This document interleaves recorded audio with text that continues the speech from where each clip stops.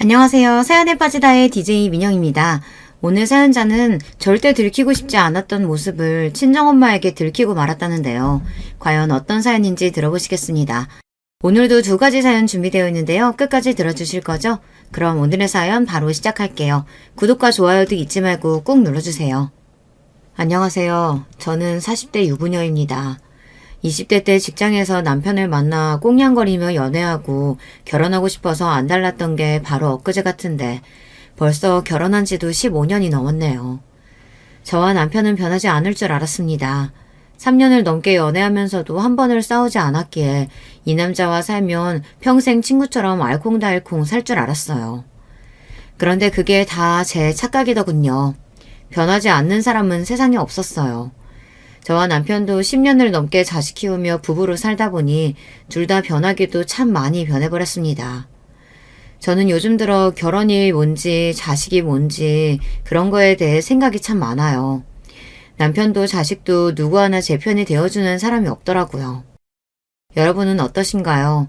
저도 15년이면 남편이랑 살 만큼 산 것 같은데 결혼한 지 20년, 30년 넘은 인생 선배님들은 남편과 크고 작은 문제들이 생길 때마다 어떻게 극복하고 계신지 너무 궁금합니다. 얼마 전까지만 해도 애들 키우느라 정신이 없어 남편과 대놓고 싸우지도 못했었는데 애들이 좀 크고 나니까 저도 예민해져서 남편이 하는 짓이 다 거슬리기 시작하더라고요.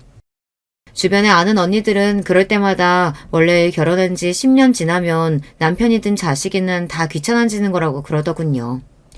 호르몬이 원래 그런 거라고요.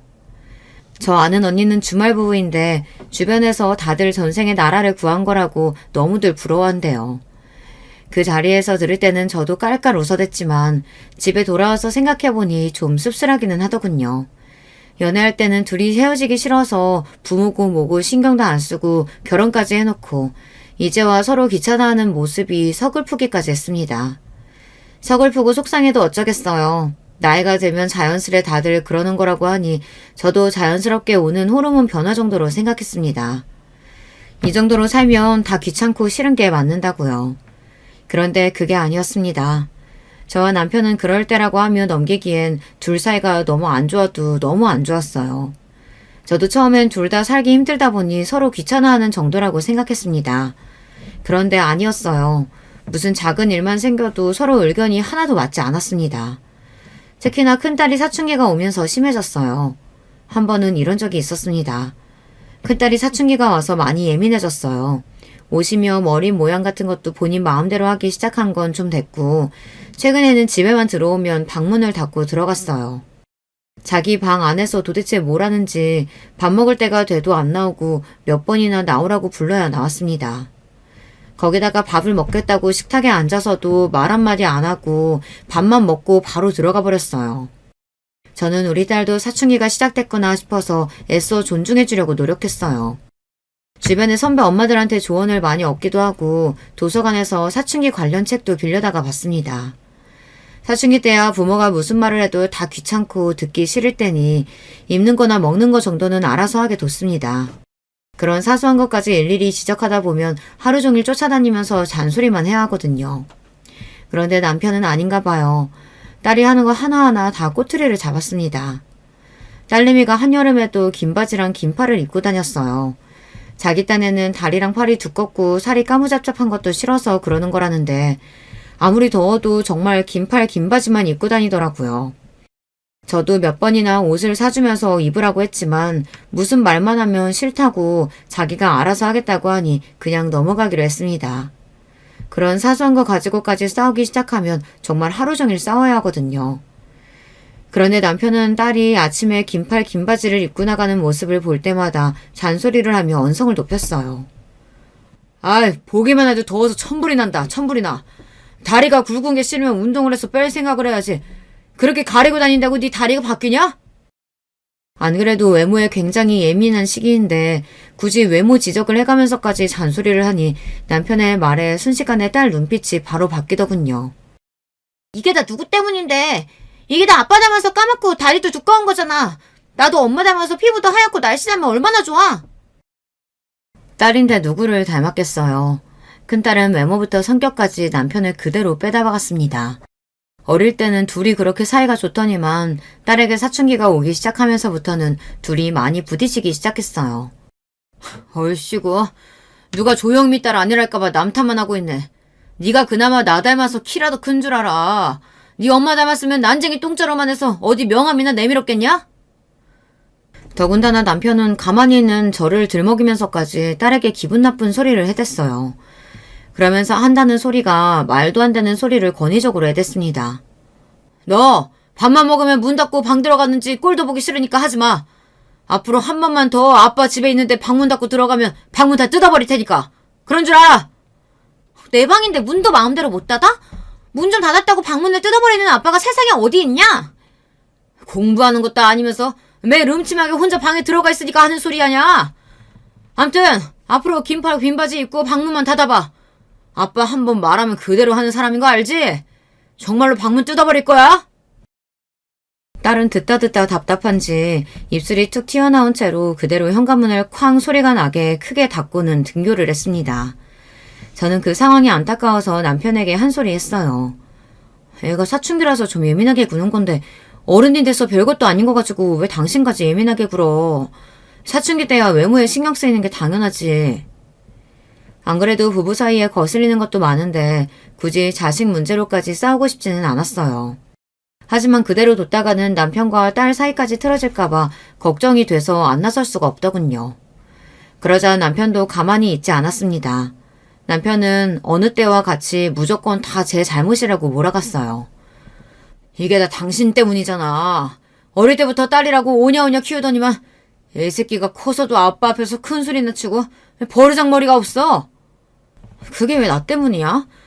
내가 돈 벌러 나가느라 애는 당신이 거의 다 키웠는데 자기가 오냐오냐 키워서 그런 거지.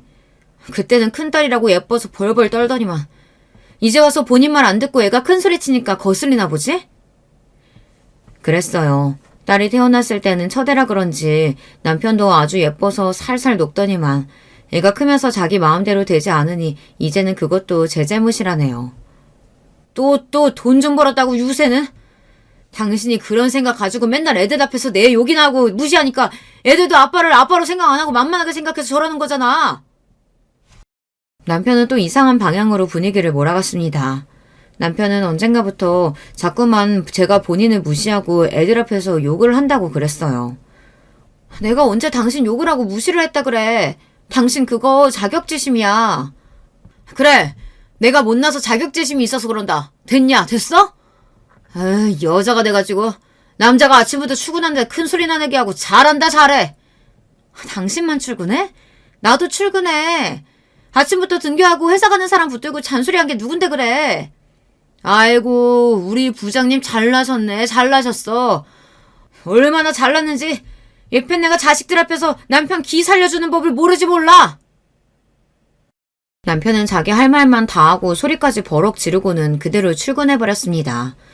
저는 아침부터 남편의 비아냥거리는 소리에 정신이 하나도 없었어요. 그리고 속이 상했습니다. 어느새 우리 가족이 이렇게까지 되어버렸나 싶어서요. 지금까지 남편이 사고는 좀 쳤어도 저 정도로 날카롭지는 않았었는데 언제부턴가 남편도 저나 아이들에게 관심도 없고 쌀쌀맞게 대했습니다. 저야 남편이 무슨 짓을 하든 애들 생각해서 꾹 참고 살았던 건데 뒤늦게 남편이 삐딱하게 구니 저로서는 어떻게 해야 할지 몰라 혼란스럽더라고요. 현재 저와 남편은 맞벌이입니다. 하지만 남편이 제대로 된 직장을 다니게 된 지는 몇 년 되지 않았어요. 그 전까지는 제가 혼자 벌다시피 하면서 네 식구가 살았습니다. 결혼 전에는 원래 둘이 같은 대기업을 다녔어요. 결혼 직전에 남편이 갑자기 친구들과 사업을 하겠다고 다니던 직장을 그만두고 퇴사했습니다. 그래서 친정 부모님이 결혼을 잠깐 반대했었어요. 사실 저와 남편이 처음 결혼하겠다고 했을 때는 남편이 저와 같은 직장을 다니고 있었기 때문에 부모님이 허락을 했던 거거든요. 제 입으로 이런 이야기 하기 민망하지만 사실 저희 친정 부모님이 사람 조건을 좀 따지세요.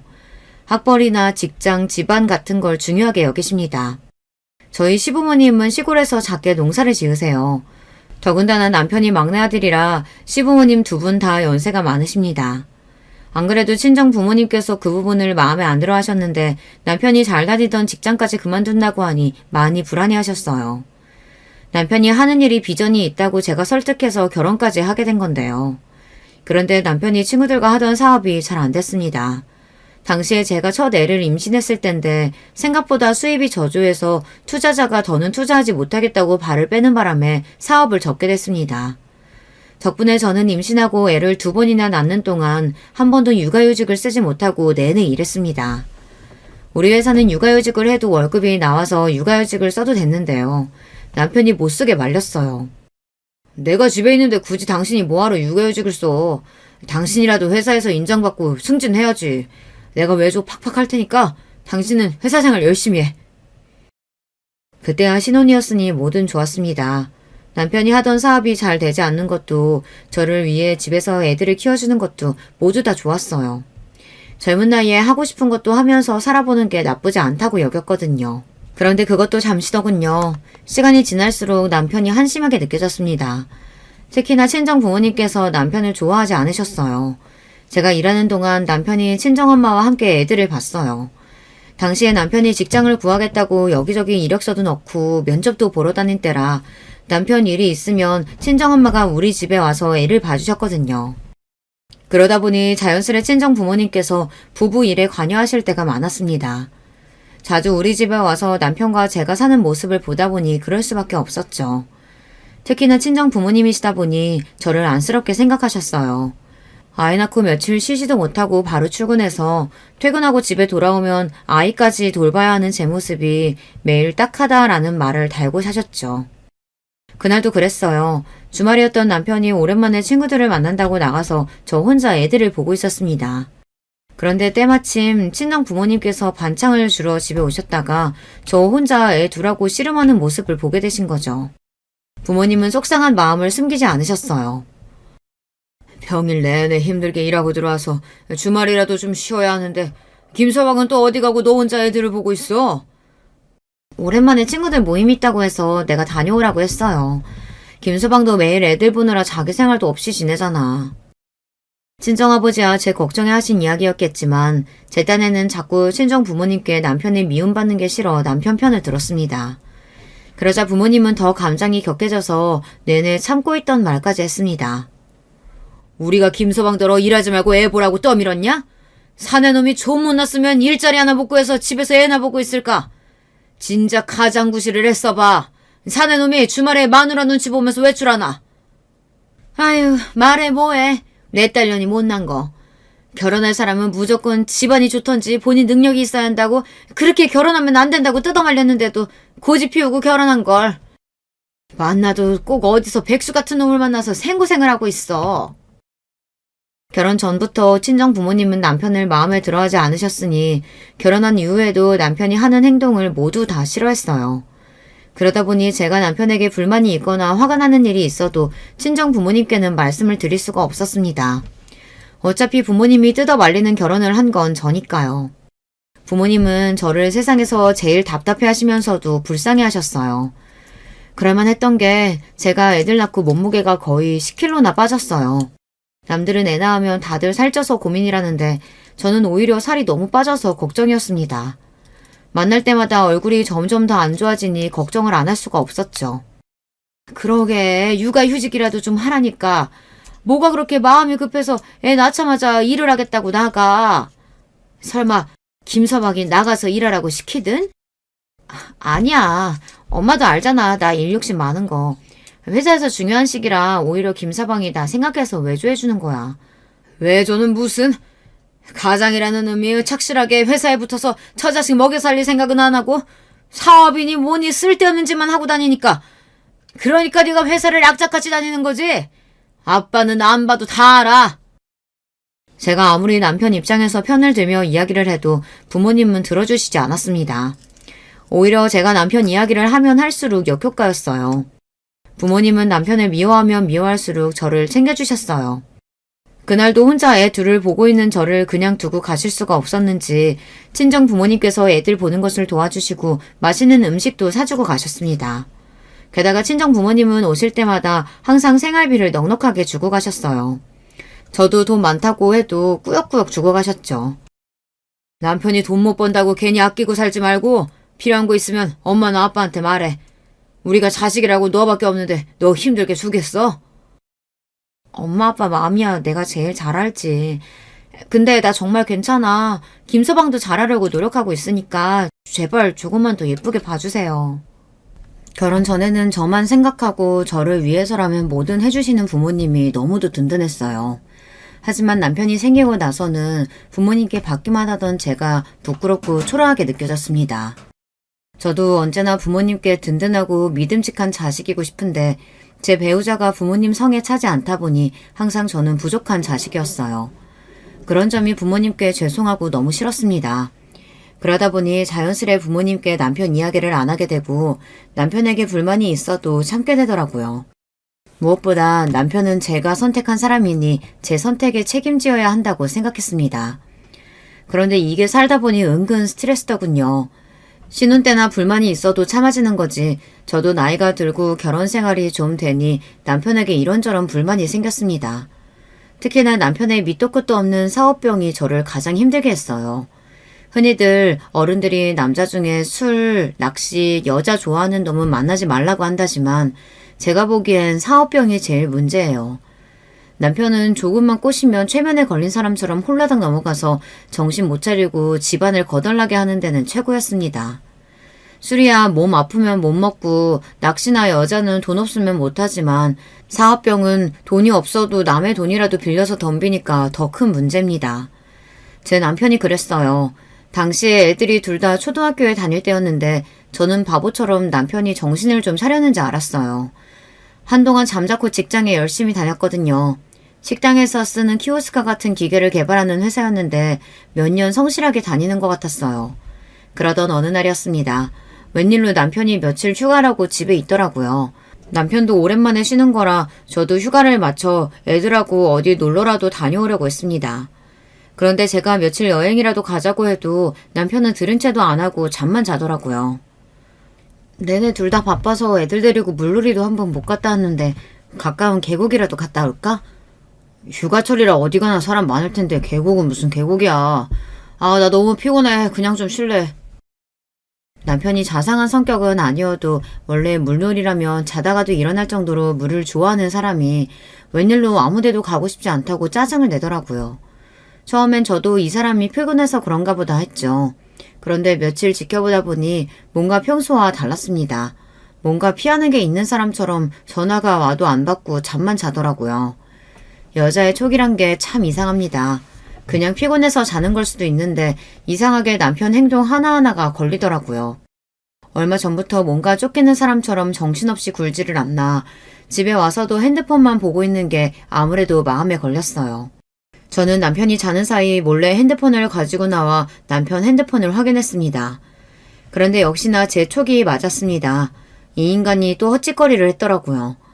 핸드폰에 부재중 전화가 수두룩했고 어떻게 된 일이냐고 묻는 메시지가 잔뜩 쌓여 있었어요. 저는 순간 겁이 나서 그대로 남편 핸드폰을 꺼버렸어요. 남편이 내내 숨기고 있던 진실을 제가 알게 되는 게 더 겁이 나서요. 어차피 저에게 숨기고 있는 걸 이대로 모르는 채 넘어가는 게 더 낫겠다 싶었습니다. 그런데 그때 집 초인종이 울렸어요. 누군가 찾아왔습니다. 거기다가 뭐가 그렇게 급한지 초인종을 다급하게 여러 번 눌렀어요. 저는 놀라서 문을 열고 나갔습니다. 그런데 그때였어요. 현관문이 열리자 남편의 대학 때 친구가 저를 밀고 집 안으로 들어왔습니다. 지수씨, 형구 이 자식 어디 있어요? 집에 있죠? 갑자기 찾아와서 왜 그러세요? 무슨 일 있어요? 밖에서 들리는 소란에 안방에서 자고 있던 남편이 누구냐고 눈을 비비며 다가왔습니다. 그 순간 남편 친구가 다짜고짜 남편에게로 달려들었어요. 그러더니 덥석 멱살부터 잡더군요. 너 이 새끼 남의 돈 가져다가 다 날려놓고 지금 잠이 오냐? 너 그 돈 무슨 돈인 줄 알아? 우리 아버지 사망 보험금이야 이 자식아. 내가 형제 모르게 빼돌린 돈이라고. 무조건 배로 불려야 한다고 했잖아. 근데 이 사기꾼 새끼가 감히 그 돈을 날려? 저는 남편 친구의 아우성에 놀라 잠시 비틀거렸습니다. 남편이 친구 아버지 사망보험금을 투자받아 사업을 하다 잘못되나 보더라고요. 잠깐 들은 것만으로도 남편이 무슨 짓을 저지른 건지 알 것 같아 심장이 터질 것처럼 빠르게 뛰었습니다. 내가 분명히 말했잖아. 잘 되면 2배, 안 되면 하푼도 못 거칠 수 있다고. 네가 좋다고 투자할 때는 언제고 이제 와서 내 탓이야. 뭐야 이 자식아? 네가 그러도 그 친구야? 네가 그러면 어떡해? 난 이제 어떡하냐고. 우리 어머니랑 형들 얼굴 어떻게 봐? 네 돈도 아니면서 왜 난리야? 너도 형들 모르게 너희 엄마한테 뺏은 돈이잖아. 어차피 아무도 모르는 돈인데 지금까지처럼 비밀로 하면 되지 뭐가 문제야. 남편의 행동에 저는 혀를 내둘렀습니다. 아무리 궁지에 몰렸어도 그렇지 사람이 어떻게 저렇게까지 뻔뻔하게 굴 수 있는 건지 모르겠어요. 뭐야? 너 말 다 했어? 내가 너 가만히 안 둘 거야. 내가 너 사기죄로 고소하고 깜빵 가게 할 거야. 알았어? 돈 문제 엮이면 원래 친구고 뭐고 그런 거 없는 거야. 네가 그런 소리 하니까 기가 찬다 기가 차. 너야말로 투자한 거 대박 났으면 너희 형들한테 돈 나눠줬겠냐? 처음부터 아버지 보험금 자기 혼자 꼴깍하려고 했으면서 네가 무슨 권리로 나한테 사기꾼이라 그래. 그리고 내가 언제 너한테 사기를 쳤어? 너도 다 알고 투자한 거잖아. 남편과 남편 친구는 가관도 이런 가관이 없었습니다. 애들도 있는 앞에서 서로 멱살을 잡고 서로 가만 안 두겠다며 소리를 질러댔어요. 저도 더는 봐줄 수가 없어 둘을 말렸습니다. 그러고는 남편 친구부터 진정시켜 돌려보냈어요. 저도 처음 듣는 이야기라 이게 무슨 상황인지 모르겠어요. 제가 애들 아빠한테 이야기 들어보고 어떻게든 해결할 테니까 그만하시고 돌아가세요. 애들도 보고 있는데 이러면 안 되는 거잖아요. 재수씨도 나한테 이러는 거 아니에요. 내가 둘 결혼하고 애들 낳을 때마다 얼마나 챙기고 잘했는데 나를 속여요. 나 오래 못 기다려요. 다음 주까지 내 돈 정리 안 해주면 저 새끼 고소할 거니까 그런 줄 알아요. 남편 친구는 잔뜩 격앙된 목소리로 소리를 지르고는 돌아갔습니다. 저는 깊은 한숨을 토해내고 우선 놀란 애들부터 먼저 재웠어요. 그러고는 남편에게 이게 도대체 어떻게 된 일인지 물었습니다. 그런데 남편이 하는 말이 기가 막혔습니다. 이 인간이 생각보다 배프가 아주 크더군요. 결혼 초에도 사업하겠다고 사람을 그렇게 놀라게 하더니만 또 사고를 쳤어요. 더군다나 사고를 쳐도 이번엔 아주 대형 사고를 쳤습니다. 남편은 진작 다니던 회사를 그만뒀답니다. 또 저에게 일절 상의도 없이 말이죠. 그러고는 무작정 사업을 벌렸답니다. 회사 다니는 동안 어울려 다니던 사람들이 있는데 그 사람들이 남편을 작정하고 꼬셨나 봐요. 그 좋은 학벌이랑 실력까지 있으면서 왜 굳이 남의 밑에서 일을 하냐고요. 기술이 있으니 나와서 직접 회사를 차리고 식당을 찾아다니며 직접 영업을 하라고 했답니다. 그러면서 본인들이 도와주겠다는 사람들이 많았나 봐요. 안 봐도 비디오예요. 분명 남편이 또 사람들 앞에서 처가 들먹이며 돈 있는 척 허세를 부렸을 겁니다. 남편이 좀 그런 점이 있어요. 본인은 개뿔 가진 것도 없으면서 사람들 앞에서 잘난 척하는 게 있습니다. 남편이 어릴 때부터 시골에서 공부를 곧잘 해서 그 동네에서 영재 소리를 들으며 자랐답니다. 고등학교 때는 학교장 추천으로 서울 명문대까지 입학했어요. 그랬으니 저와 같은 대기업까지 입사한 거죠. 그런데 회사를 그만둔 뒤에는 사람이 좀 변했습니다. 그 전에는 철은 좀 없어도 순박하고 순진했는데 사업 준비한다고 이런저런 새로운 사람들하고 어울리더니만 괜히 어깨에 힘을 주고 다니더라고요. 거기다가 신혼 초 사업이 망하고 나선 더 이상해졌어요. 사람이 좀 자격지심도 생기고 자꾸 고집을 피우더라고요. 결혼 전에는 그래도 무슨 일이 있으면 항상 저랑 상의하곤 했었는데 회사를 그만둘 때부터는 자꾸 저에게 뭔가 숨기기 바빴어요. 제가 뭘 물어보면 대충 얼버무리기 일쑤였죠. 거기다가 남편은 툭하면 거짓말을 했어요. 저에게뿐만이 아니라 주변 사람들에게도 괜히 허세를 부리며 안 해도 되는 거짓말까지 했습니다. 남편은 제가 애 둘 낳는 동안 내내 집에서 애들을 키웠으면서 사람들 앞에서 말할 때는 저를 위해서 외조하느라 일을 쉬는 거라고 이야기를 하고 다녔더라고요. 물론 제가 일하는 동안 남편이 애들 키운 건 맞아요. 하지만 제 외조하느라 일을 안 했다는 건 사실이 아닙니다. 남편이 자존심 상할까봐 저도 주변에 말은 안 했지만 당시에 남편은 면접을 보는 족족 다 떨어졌어요. 그럴만하죠. 대기업이라고 몇 년 다니지도 않다가 헛바람이 들어서 사업하겠다고 나가서 몇 년 새 쫄딱 망한 사람을 어떤 회사에서 뽑겠어요. 몇 년간 성과랄 게 전혀 없는데 말이죠. 문제는 면접에서 떨어질 때마다 남편이 과민하게 반응했다는 겁니다. 차라리 남편이 의기소침하기라도 했다면 저라도 위로했을 거예요. 망한 건 망한 거고 사람이 다시 열심히 해보려고 하는 건데 가족으로서 힘이 되어주려 노력했을 겁니다. 그런데 남편은 자꾸만 현실을 받아들이지 않았습니다. 심지어 몇 번 면접에서 떨어지더니 나중에는 저에게 거짓말까지 하더라고요. 마치 면접에 붙었는데 본인의 의지로 가지 않은 것처럼 말이죠. 나도 웬만하면 들어가려고 했는데 직원놈들이 어리고 재수없어서 안 간다 했어. 별것도 아닌 것들이 회사 생활 좀 몇 년 더 했다고 내 앞에서 잘했다고 떠드는데 어이가 없더라고. 내가 얼마 전까진 사장 소리 듣던 사람인데 그런 놈들 밑에서 일할 순 없잖아. 그래. 당신도 사회 경험 있고 경력도 있는데 신중하게 생각해야지. 너무 급하게 결정하지 말고 천천히 알아봐. 어쩌면 남편이 저렇게 된 건 제 잘못인지도 모르겠습니다. 뻔히 면접에서 떨어졌다는 연락을 받은 걸 제가 확인했는데도 남편이 제 앞에서마저 허세를 부리는데 그걸 모르는 체하고 다 받아줬어요. 그러지 말았어야 합니다. 남편이 제 앞에서도 그러는데 친구들이나 전 직장 동료들에게는 어땠겠어요. 남편은 슬슬 남들 앞에서 허세 부리는 게 습관이 돼서 제가 보기에도 정도가 지나쳤습니다. 한 번은 그런 적도 있었어요. 남편 대학 때 친구들 모임이 있어 가족 동반으로 식사를 한 적이 있었습니다. 명문대 친구들이다 보니 다들 연구원에 공기업에 잘 나가는 친구들이 수두룩했어요. 그래서 그런지 남편은 모임에 가기도 전부터 호들갑을 떨었습니다. 가지고 있는 옷 중에 제일 비싼 옷을 갖춰 입고 친정아버지에게 차까지 빌려서 나갔습니다. 본인 차는 국산차고 친정아버지 차는 외제차거든요. 저는 변한 남편이 이해가 되지 않아 꼭 그렇게까지 해야 하냐고 물었어요. 어차피 다들 친한 사이라 남편이 사업 망한 걸 다 아는데 친구들인데 허세 부려봐야 뭐 하겠냐고요. 그러자 남편이 하는 말이 어이가 없었습니다. 당신이 몰라서 그렇지 오늘 만나는 새끼들 학교 다닐 때 나보다 학점도 안 좋고 공부도 못하던 놈들이었어. 취직도 그중에 내가 제일 먼저 했다고. 근데 내가 사업 망한 거 알았으니 얼마나 고소하다고 비웃어 대겠어. 이럴수록 내가 그 정도 일 가지고 망하지 않는다는 걸 똑똑히 보여줘야지. 남편이 하는 말 족족 한심하고 기가 막혔지만 남편 앞에서 티를 낼 수는 없었습니다. 바로 얼마 전까지 빚쟁이들한테 시달리느라 고생했는데 저까지 구박하고 싶지는 않았어요. 더군다나 남편이 주변 사람들에게 투자받았다가 날린 돈을 친정에서 도와주셨습니다. 저는 어떻게든 친정에 이야기하지 않고 제 선에서 해결하려고 했어요. 그런데 어느새 남편이 친정에 찾아가 친아버지께 부탁했더라고요. 이번 일만 해결해 주시면 다시는 이런 일 없이 성실하게 취직해서 살겠다고 약속했답니다.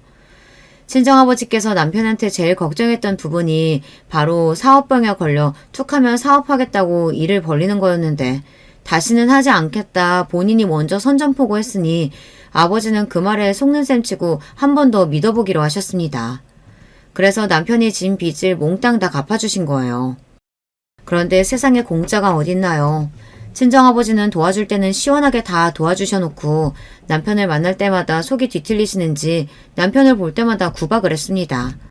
일이 정리된 지 얼마 되지 않았는데도 자꾸만 취직이 안 됐는지 재촉했어요. 자네는 회사 망한 지가 언젠데 아직도 놀고 있어? 가정이 돼서 애들 크는 거 보면 무섭지도 않나? 그러게. 진작에 회사 안 때려치고 성실하게 다녔으면 김서방 자네도 우리 딸만큼은 아니어도 과장 정도는 달 수 있었을 텐데. 아휴, 답답해서 원. 이 사람도 잘해보려다가 그런 건데 이해 좀 해주세요. 앞으로 다시는 똑같은 실수 안 할 거예요. 내 딸이지만 보살이 따로 없다. 매번 마누라 속이고 사업한다고 돈 날리는 남편 도대체 뭐가 예쁘다고 자꾸 남편 편을 들어. 부모 앞에서라도 속 시원하게 다 털어놔야 너도 살지. 너 자꾸 그렇게 참다가 속변 난다? 친정 부모님 마음이야 저도 100번 이해합니다. 남편이라고 매번 잘못하는데 제 속이 말이 아닌 거 부모님으로선 당연히 다 아시겠죠. 하지만 제가 남편 편을 안 들어주면 누가 남편 편을 들겠어요. 미우나 고우나 내 사람인데 내가 챙겨야죠. 장인어른 장모님, 제가 정말 멍청했어요. 저라도 저 같은 사위 미울 거예요. 다시는 이런 실수 안 할 테니까 제발 한 번만 더 믿어주세요. 남편의 말에도 친정부모님은 행여나 그러겠다라는 표정으로 남편을 한심하게 바라봤습니다. 그럴 때 보면 저는 남편이 얼마나 자존심도 상하고 속상할까 싶어 안쓰러워요. 그래서 친구들을 만날 때만큼은 남편의 장단에 맞춰주려고 노력했습니다. 그런데 남편의 정도가 심해도 너무 심했어요. 친구들과의 식사 자리에서 내내 되지도 않은 허세를 부리더라고요. 저희가 아버지한테 빌려온 차를 자기 차라고 이야기하질 않나. 저희가 사는 아파트가 20억이 넘는다고 하질 않나. 아주 혼자 신이 나서 허풍을 떨었어요. 거기다가 1차에 연구원 친구가 밥값을 냈는데 남편은 그게 또 거슬렸나 봐요. 2차로 간 와인바에서 갑자기 남편이 쏘겠다고 오바를 하더라고요. 뻔히 남편 사정을 아는 친구들은 아니라고 모임비에서 내면 된다고 말렸지만 남편은 친구들이 그러면 그럴수록 더 난리를 쳤습니다. 끝까지 본인이 쏘겠다고 우겼어요. 야, 너희 나 사업 좀 망했다고 그러는 거야? 나 그 정도 가지고 안 망해. 봐, 우리 와이프 대기업 과장에다가 우리 장인어른 강남에서 알아주게 잘 나가는 거 다들 알잖아. 우리 장인어른 사업에 비하면 내가 하던 사업은 취미활동이나 다름없지. 뭐 우리 장인어른이 나 말고 누가 있냐? 자식이라고는 나랑 아내밖에 없는데 그 많은 재산 다 우리 거지. 이 정도는 내가 충분히 사고도 남으니까 다들 편하게 시켜. 오늘은 내가 쏜다. 남편 말에 친구들도 다들 믿는 눈치였어요. 그러면서 다들 하는 말이 남편에게 부럽다고 했습니다. 아이, 부럽다 이 새끼야. 나도 부자 처가 있었으면은 아마 와이프랑 장모님한테 매일 절하면서 살 거야. 친구들이 부러워하자 남편은 금세 또 기고만장해져서 술을 연거푸 들이켰어요. 그 모습에 저만 기막혀서 이런 자리 괜히 따라왔구나 싶었습니다. 남편 기 한번 살려주려다가 제 스트레스 지수만 높아졌어요. 남편 말이 다 틀린 건 아니에요. 친정부모님에게 자식이라고는 저 하나뿐이니 저랑 남편만 있는 건 맞습니다. 하지만 친정아버지께서 지금까지 단 한 번도 저나 남편에게 하시는 사업이나 재산을 물려주겠다고 언질도 주신 적이 없어요. 아버지께서 연세가 젊으시기도 하고 굉장히 건강하세요. 더군다나 주변에 일 잘하는 임원들이랑 직원들도 많습니다. 저나 남편에게 조금도 관심이 없으신데 남편이 혼자 김칫국을 마시는 모습을 보니 괜히 꼴보기 싫더군요. 제 성격상 확실히 하는 게 좋을 것 같아 며칠 뒤 남편에게 왜 친구들 앞에서 그런 소리를 했냐고 물어봤어요. 그러자 남편이 하는 소리가 기가 막히더군요. 에이, 내가 무슨 김칫국을 마셔. 장인어른이 아무리 내 앞에서 차갑게 구셔도 당신이라면 벌벌 하시는데 설마 우리 망하는 꼴 보고도 가만히 계시겠어? 내가 망하면 당신도 망하는 건데 내가 능력이 없는 것도 아니고 명문대 나온 대기업 출신인데 차차 회사로 따로 부르시겠지. 남편은 착각하고 있었어요. 저는 남편의 호들갑에 두 손 두 발 다 들었습니다. 기만 얇은 게 아니라 사람이 참 가볍고 철딱서니가 없어요. 남편처럼 경솔한 사람에게 도대체 누가 믿고 회사를 맡기겠습니까? 제가 우리 친정아버지를 잘 아는데 절대 남편을 회사로 부를 생각이 없으신 거거든요. 부를 거였으면 진작에 부르셨을 거예요. 저는 굳이 제가 말해봐야 소용없을 것 같아 말을 아꼈습니다. 그때부터였을 거예요. 남편이 친정에 갈 때마다 대놓고 친정아버지 앞에서 알랑뱅귀를 끼며 잘 보이려고 했어요. 친정아버지에게 연세도 있으신데 출퇴근하기 힘드시지 않냐, 본인이 도와드릴 건 없냐 하면서 귀찮게 했어요. 그럴 때마다 아버지는 남편에게 단호하게 말씀하셨습니다. 우리 회사가 대기업은 아니어도 엄연히 다들 공부하고 면접 봐서 들어온 사람들인데 내 사회라고 덥석 그 위에 앉힐 순 없지. 우리 회사에 관심 있으면 자네도 정식으로 면접 봐서 들어와.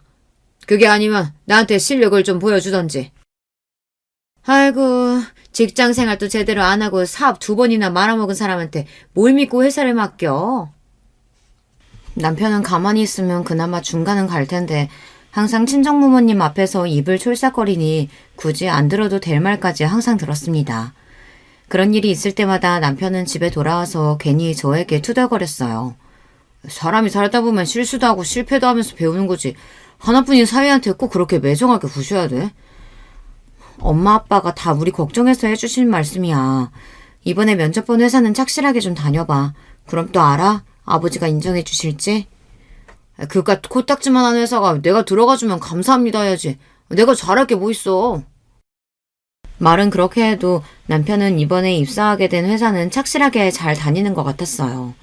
남들보다 출근도 빨리 하고 자진해서 야근도 하는 것 같더라고요. 저는 이제야 좀 남편도 정신을 차렸나 보다 했습니다. 그러던 어느 날이었어요. 세상에 믿을 놈 하나 없다, 머리 검은 짐승은 거두는 게 아니다 등등 이런 말들은 저랑 상관없는 이야기인 줄 알았습니다. 남편이 생각이 모자라서 사람들 앞에서 허세를 부리고 철이 없어서 돈 실수를 한 적은 있어도 다른 일로 제 속을 뒤집어 놓은 적은 없었거든요. 그런데 살다 보니 이제는 말도 한다는 일로 사람을 미치게 하더군요. 그날도 어김없이 애들과 실랑이를 벌이며 학교에 보내고 출근을 했습니다. 첫째 딸은 사춘기에 막내 아들은 사고뭉치에 하루도 마음 편할 날이 없는 와중에 친정엄마에게 다급한 목소리로 전화가 걸려왔어요. 너 지금 어디야? 회사야? 평소와 달리 잔뜩 격앙된 친정엄마의 목소리에 뭔가 큰일이 생겼구나 직감은 했지만 그 일이 설마 남편과 관계 있는 줄은 상상도 못했습니다. 그날 저녁 퇴근한 저는 불이 나게 친정에 갔습니다. 친정 부모님께서 당장 튀어오라고 하셨거든요. 저는 도대체 무슨 일인가 싶어 마음을 졸이며 친정에 갔습니다. 그런데 부모님께서 하시는 말씀이 충격적이었어요. 글쎄 오늘 낮에 친정엄마가 남편을 만났답니다. 그것도 생각지도 못한 장소에서 말이죠. 내가 오늘 김서방, 아니 그 자식을 어디서 봤는 줄 알아? 강남 항복판에서 여자랑 모텔로 버젓이 들어가는 걸 봤다니까? 순간 저는 제가 잘못 들은 줄 알았습니다. 남편이 여자랑 모텔이라뇨. 믿을 수가 없었어요. 에이 엄마 무슨 소리 하는 거야. 엄마가 잘못 봤겠지. 그 사람이 철이 없긴 해도 절대 여자 실수할 사람은 아니야. 에이그 저거 아무것도 모르는 소리 하고 있네. 너희 엄마가 사위 얼굴도 못 알아보고 헛소리 할까봐 그래? 네 남편이란 놈이랑 얘기까지 했단다. 거기다가 네 엄마 바닥에 밀어버리고 도망갔대. 저는 누군가 제 머리를 세게 한 대 친 줄 알았어요. 그 정도로 머리가 띵하고 눈앞이 까마득해졌습니다. 이야기는 이랬습니다. 친정엄마가 모임이 있어 친구분들과 식사를 하러 나갔는데 식당 근처가 다 모텔촌이었나 봐요. 친구분들이랑 대낮에도 모텔 주차장에 차가 가득하다고 농담을 하며 지나가는데 글쎄 익숙한 차 한 대가 들어가는 게 보였답니다. 분명 제 남편의 차였대요. 우리가 사준 차인데 그 차를 내가 잘못 볼 리가 있어? 차 번호까지 내가 다 외우고 있는데. 그랬습니다. 남편이 전에 타고 다니던 차가 애들도 커서 작은 것 같다고 하도 궁시렁거리는 바람에 부모님께서 최근에 새로 사주신 거예요. 남편은 그 와중에도 외제차 노래를 불렀지만 친정아버지께서 남편 수준의 무슨 외제차냐고 국내 세단으로 새로 사주셨습니다. 새 차를 뽑았을 때도 남편은 친정에서 사주신 고마움도 모르고 외제차가 아니라고 투덜거렸어요. 그런 와중에 그 차를 가지고 친정에서 멀지도 않은 동네에 모텔을 간 거예요. 다른 여자랑 말이죠. 친정엄마는 놀라서 친구들에게 먼저 식당에 가 있으라고 하고 모텔로 급하게 들어갔답니다. 그런데 남편이 상간녀년이랑 1층 데스크에 서 있었대요. 친정엄마는 너무 놀라서 아무 생각도 할 수 없었답니다. 그래서 곧장 남편에게로 달려들었대요. 김서방, 한참 회사에서 일할 시간에 자네 지금 여기서 뭐 하는 건가? 이 여자는 도대체 누구야? 갑작스러운 엄마의 등장에 남편도 놀라긴 놀랐는지 처음엔 눈이 휘둥그레져서 그 자리에서 넘어지기까지 했답니다. 친정엄마는 평생 뒤치다꺼리 해준 사위가 바람까지 났다는 사실에 너무 화가 나서 그대로 남편의 멱살을 잡고 일으켰대요. 그러고는 뺨을 세게 내리쳤답니다. 그러자 순식간에 남편 눈빛이 날카롭게 변했대요. 더군다나 옆에 있던 상간년년이 호들갑을 떨었답니다. 어머 자기야, 이 아줌마 누구야? 누군데 오빠 멱살을 잡고 때리고 그래? 아줌마 나요. 무식하게 지금 뭐 하는 거예요?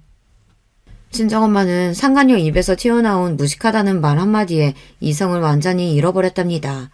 엄마는 그대로 상간녀 머리채를 잡고 바닥에 뒹굴었대요. 이런 미친년이 남의 남편 꼬셔서 모텔 가는 주제에 어디 감히 누구한테 무식하대? 너 오늘 나한테 한번 죽어볼래? 아! 자기야! 이 아줌마가 나 때려! 살려줘! 나 머리 다 뽑힐 것 같아! 그때였습니다. 여자한테 미치면 처자식도 버리고 부모 형제도 모른다더니만 남편이 딱 그 짝이었어요. 상간녀한테 미쳐서는 저희 친정엄마를 상간녀에게 떼어내면서 밀어버렸대요. 엄마는 그대로 바닥에 고꾸라졌답니다. 너무 아파서 소리를 왁 질렀는데도 남편이 쳐다도 안 보고 오히려 상간녀 눈을 부축하면서 엄마에게 막말을 퍼부었답니다. 에이, 뭐하는 짓이야? 나라고 몰래 여자 만나고 다니고 싶은 줄 알아? 당신 딸이 부족해도 너무 부족하니까 나도 숨이라도 쉬려고 바람 피우는데 어쩌라고. 이게 다 당신들이 딸 자식 잘못 키워서 그런 거잖아. 뭐야? 이 자식이 뚫린 입이면 아무 말이라도 해도 되는 줄 아나. 내 딸이 부족하긴 뭐가 부족해? 부족해도 네가 훨씬 더 부족하지. 부모라고 자기 딸년 편만 들기는. 부부 사이 일은 부부만 안 한 거니까 신경 끄셔. 이 자식이? 이제야 본색을 드러내는구나. 그렇게 싫었으면 진작 헤어질 것이지. 왜 몰래 바람을 피우길? 그거야. 마누라는 싫어도 처가에 돈 있는 거 믿고 참고 살아보려고 했지. 근데 어차피 장인장모라고 매일 자기 딸만 싸고 들고 사위는 개무시하면서 떨어지는 것도 없는데 차라리 잘 됐어. 나도 더는 못 참아. 당신 딸이랑 이혼할 거야. 친정엄마는 남편의 반응에 기가 막혀 그대로 말문이 막혀버리고 말았답니다. 거기다가 그 다음 남편의 행동이 경악스러웠어요. 자기 괜찮은 거야? 안 되겠다. 어디 다쳤을 수도 있으니까 우리 병원부터 가보자. 우리 자기 다쳤으면 당신 가만히 안 둘 거야? 그런 줄 알아? 남편은 상간녀가 다쳤으면 친정엄마를 고소까지 하겠다고 했대요. 그러고는 곧장 상간녀를 데리고 사라져버렸답니다. 저는 친정엄마의 말을 듣는 내내 충격에 휩싸여 도무지 할 말이 없었습니다. 그런데 그때였어요. 엄마가 제 어깨를 툭 쳤습니다. 으이그 순진한 년. 남편이 바람 좀 피웠다고 금방 의기소침해져서는. 이게 다 너한테는 기회야. 그런 거지 같은 새끼 떨궈버릴 수 있는 좋은 기회라고. 그래, 그 자식 평생 눈에 가시였는데 이번 기회에 우리가 어떤 사람들인지 똑똑히 알려줘야지. 저는 부모님의 말씀이 무슨 말인가 싶어 어안이 벙벙했습니다. 그런데 친정엄마 말씀이 어제 남편이 그렇게 사라지고 나서 바로 어딘가로 전화를 걸어 이미 손을 다 써놨답니다. 엄마가 다 알아서 정리했으니까 너는 바로 집부터 부동산에 내놓고 애들 데리고 집으로 들어와. 남편이 바람을 피웠다는 사실에 충격이 가시기도 전에 부모님은 저에게 빨리 집부터 부동산에 내놓으라고 하셨습니다. 그러고는 애들까지 데리고 친정으로 들어오래요. 다음날 바로 제 눈앞에 믿을 수 없는 일이 벌어졌습니다. 회사에 휴가를 내고 친정에 와 있었는데 남편이 친정까지 찾아와 제 앞에 무릎을 꿇고 앉았어요. 여보, 아무리 그래도 이건 아니지. 우리가 자식을 둘이나 낳고 산 세월이 있는데 어떻게 나한테 이래. 제발 도와줘. 이럴 것까진 없잖아. 그 여자 그냥 술집에서 만난 여자야. 절대 진지한 사이 아니라고. 남편의 말이 무슨 말인가 싶어 미간을 구기고 있는데 그때 친정 부모님께서 나와서 남편에게 당장 나가라고 소리를 지르셨습니다. 여기가 어디라고 네 놈이 감히 와? 당장 안 꺼져? 장인어른, 저 이대로는 못 돌아가요. 직장도 모자라서 저희 부모님까지 거리에 나앉게 생겼는데 제가 어떻게 가요? 남편은 벌떡 일어나 친정아버지의 바지가랑이를 붙여봤습니다. 꼴값도 알고 있네. 내 딸한테 상처 줬을 땐 이런 생각까지 안 했나 보지? 우리가 할 일은 끝났으니까 괜한 짓거리 하지 말고 당장 꺼져. 장모님, 그날은 제가 정신이 어떻게 됐었나 봐요. 제발 한 번만 용서해 주세요. 어제만 해도 저와 이혼하니 많이 난리를 친 사람이 갑자기 왜 저러나 싶었습니다. 그런데 그럴 만한 이유가 있더군요. 제 부모님이지만 정말 대단하세요. 알고 보니 어제 친정엄마께서 전화한 사람은 다름 아닌 바로 시부모님이었습니다. 남편과 제가 결혼할 때 시부모님께서 시골에 있는 작은 전셋집에서 살고 계셨어요. 제가 그 이야기를 했더니 부모님께서 혀를 끌끌 차시며 그 나이에 도대체 어떻게 살면 그 시골 촌구석에 집도 하나 없냐고 하셨습니다. 남편 형제가 5이에요. 아들만 5인 집에 남편이 막내예요. 그러다 보니 다른 형제들 장가갈 때마다 땅도 팔고 집도 팔아 남는 게 없었어요. 남편이 결혼할 땐 결혼반지 하나 사주실 형편이 안 됐죠. 친정 부모님이 말은 쌀쌀맞게 하셔도 정은 있으세요. 시부모님이 어렵게 사신다는 이야기가 아무래도 마음에 걸렸는지 얼마 뒤에 두 분이 사시는 동네에 집과 땅을 사주셨어요. 대신 제 이름으로요. 시부모님은 그동안 그 집에 사시며 소일거리로 농사일을 하셨습니다. 가만 보면 남편은 참 멍청합니다. 결혼한 지 15년이나 넘어서 그 일은 까마득하게 잊고 있었나 봐요. 시부모님 집이며 본인 차며 심지어 직장까지 다 친정 부모님이 도와주신 일인데 워낙 뭐든 감사할 줄 모르는 사람이다 보니 본인이 실수했을 때 어디까지 이를 수 있는지 생각을 못했나 봐요. 현재 다니던 직장도 남편이 자존심 상할까봐 말은 안 했지만 친정아빠 친구분 회사예요. 일을 좀 더 배웠으면 해서 아빠가 힘써서 넣어주신 건데 그것도 모르고 있었죠. 남편은 하루아침에 직장, 집, 자동차, 아이들까지 모두 다 잃었습니다. 당연한 결과죠. 결혼하고 이뤄낸 것들 중 남편 명의로 된 건 아무것도 없으니까요. 남편의 가소로운 행동에 저도 더는 참을 수 없었습니다. 저는 친정부모님께 용서해달라고 애원하는 남편에게 다가갔어요. 그러고는 남편의 뺨을 있는 힘껏 내리쳤어요.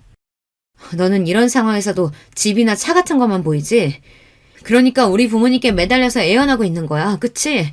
정작 네가 사과해야 할 사람은 나라는 것도 모르고 말이야. 저는 집안이 떠내려가라 소리를 질렀습니다. 남편은 그제야 제게 다가와 사정사정을 했어요. 도와달라고 용서해달라고요. 저는 기가 막혀서 웃음밖에 나오지를 않았습니다.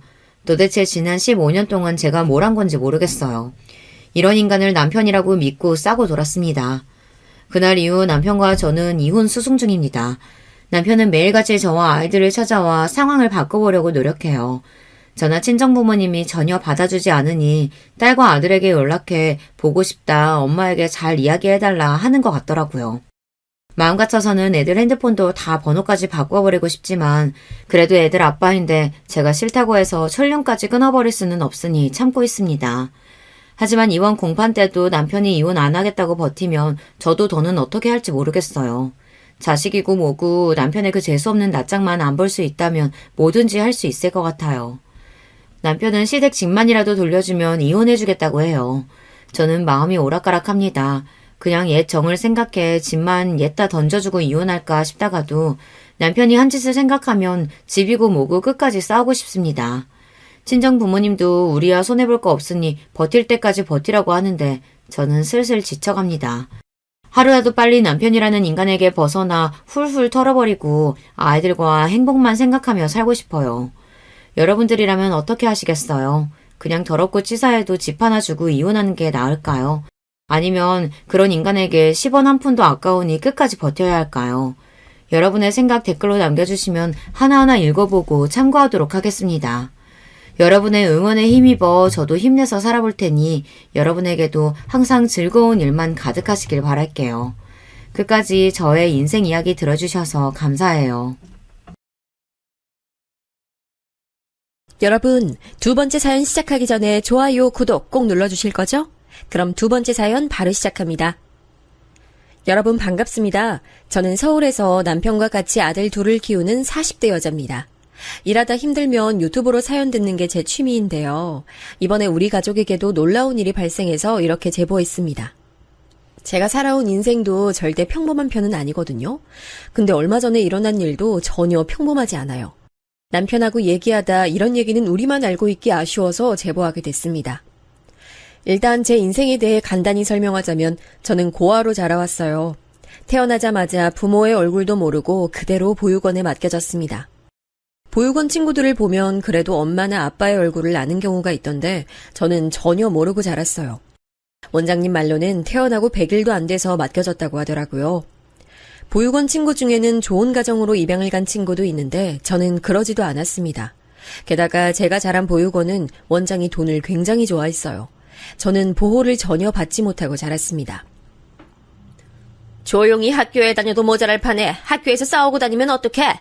안 그래도 지원금도 부족하고 우리 형편도 안 좋은데 너 이렇게 행동할 거면 나가! 그냥 나가서 혼자 살아! 죄송해요, 원장님. 저 부모 없다고 놀리는 거는 그래도 괜찮은데 보육원 동생들 놀리는 건 적응이 안 돼요. 네가 동생들 보호자야? 그것도 아니면서 왜 그래? 어차피 성인 되면 너 나가서 살아야 되는데 그럴 거면 애초에 잘해주지를 마. 학교에서 부모가 없다고 친구들에게 놀림을 많이 받았습니다. 하지만 저는 그런 놀림은 중학생부터는 아무렇지도 않았어요. 애초에 부모가 있던 기억이 아예 없어서 더 그랬나 봐요. 근데 보육원 동생들이 놀림받고 우는 걸 보면 그렇게 가슴이 아팠습니다. 그래서 동생들을 대신해서 싸우기도 했죠. 그러다 원장님이 학교에 불려오는 경우도 꽤 생겼어요. 덕분에 구박을 많이 받았습니다. 보육원 생활을 사실 상상하기가 싫어요. 너무 힘든 기억이거든요. 무튼 그렇게 자란 저는 고등학교를 졸업하고 바로 공장에 들어갔습니다. 나영아, 그래도 내가 너보다 20년은 더 산 입장에서 넌 아직 가능성이 많아. 공부하면 공부가 밥 먹여준다. 우리야 뭐 지금 결혼하고 애 키우니까 이러고 살지만 넌 안타까워. 공부요? 제가 무슨 돈이 있어서 공부를 해요. 언니들이 걱정해 주시는 건 너무 감사한데 저는 자신 없어요. 아직 나이도 새파랗게 어린애가 왜 그래? 아이 그리고 너 똘똘하잖아. 아까 반장도 너 칭찬하더라. 나였으면 대학 가려고 했을 텐데 아쉽지 않아? 기숙사가 있는 공장이었는데 그때 같이 일하던 언니들이 저를 많이 예뻐했어요. 제가 살면서 느낀 게 있는데 제 주변에 좋은 사람들이 참 많다는 것입니다. 부모복이나 다른 복은 없어도 인복 하나는 타고났나 봐요. 어쨌든 언니들의 열렬한 응원 덕분에 공장에서 밤을 새워가며 공부했어요. 공장은 작은 김치 공장이었는데 사장님도 제가 공부한다니까 열심히 응원해 주셨습니다. 평생 공부한 적이 없으니 사실 처음엔 쉽지 않았어요. 그래도 장장 2년 동안 공부한 끝에 저는 서울에 있는 법대에 입학하게 됐습니다. 아이고, 나영아, 너무 기특하다. 우리 공장에서 열심히 일하는 것도 기특한데 이게 무슨 일이야? 입학금은 사장님이 내줄게. 제 편이 많이 봐주신 거 알아요. 사장님 덕분에 이렇게 입학할 수 있었어요. 감사합니다. 정말로 저는 직원 언니들과 사장님이 없었다면 입학하지 못했을 거예요. 그리고 법대에 들어가서 정말 열심히 공부했어요. 공장에 다니며 모은 돈이 꽤 됐지만 그건 다 자취방을 구하는 데 썼으니 장학금으로 학교에 다녀야 했거든요. 오늘도 공부하러 가? MT도 안 가고 축제도 참여 안 하고 맨날 공부하기 바빠 보여. 장학금 때문에 그런 것도 맞지만 나는 법을 배우는 게 재밌어. 나처럼 힘들게 자란 사람들 도와주고 싶어. 나는 나영이 너의 그런 모습이 인간 대 인간으로 너무 멋있어. 우리 꼭 결혼하자. 내가 평생 잘해줄게. 실제로 그때 만나던 남자친구가 지금 제 남편입니다. 남편은 처음 만났을 때부터 저한테 잘해줬어요. 한 번도 문제를 일으킨 적도 없었고 제 속을 썩게 만든 적도 없답니다. 이런 남편의 됨됨이는 사실 연애할 때 시어머니를 보고 알게 됐어요. 시어머니와 저의 첫 만남은 남편의 군대 수료식 날이었습니다. 어머, 진수 여자친구 맞죠? 얘기 많이 들었는데 어쩜 생각보다 훨씬 예쁘고 차분하네. 우리 진수 잘 부탁드려요. 만약 무슨 잘못하면 나한테 먼저 얘기해요. 안녕하세요, 어머님. 말씀 편하게 해주세요. 진수도 저한테 매우 잘해줘요. 시어머니는 인상 자체가 선한 분이셨어요. 나중에 남편에게 제 사정을 들었는지 그 뒤로 저를 얼마나 많이 챙겨주셨는지 모릅니다. 결혼하기도 전이었는데 제 자취방에 반찬도 해서 가져다 주셨어요.